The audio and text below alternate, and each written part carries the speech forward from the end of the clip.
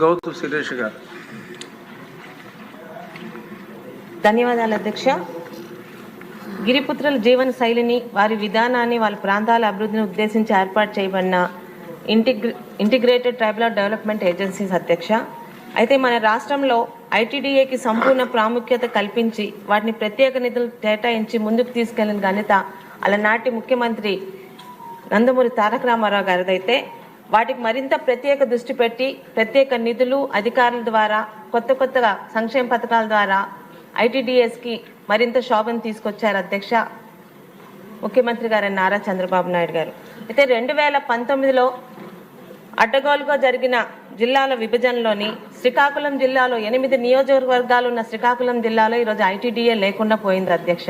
ముఖ్యంగా పాతపట్నంలో 2 మండలాలు, అలాగే పలాసలో 2 మండలాలు గిరిజన పితృలతో నిండి ఉంది అధ్యక్ష.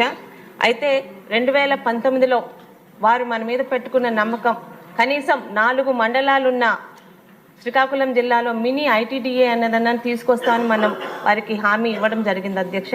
సదరు మంత్రి గారిని ఆ మినీ ఐటీడీఏ ద్వారా వారు మన మీద పెట్టుకున్న నమ్మకాన్ని ముందుకు తీసుకెళ్తామని, అది ఎప్పట్లో తీసుకొని వచ్చి వారు మన మీద పెట్టుకున్న నమ్మకాన్ని మరియు ఐటీడీఏ వస్తేనే ప్రత్యేక నిధులు ఎక్కువగా వస్తాయి, అది మన జిల్లాలో అంటే ఇప్పుడు జరుగుతున్న అభివృద్ధి మరింతగా జరుగుతుందని వాళ్ళు నమ్మకం పెట్టుకున్నారు అధ్యక్ష.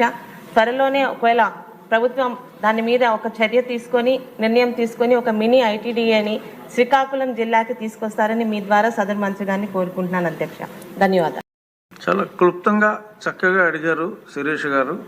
అందరూ కూడా ఆ శిరీష్ గారి మార్గాన్ని ఫాలో అవ్వమని చెప్పి నా రిక్వెస్ట్. ముఖ్యంగా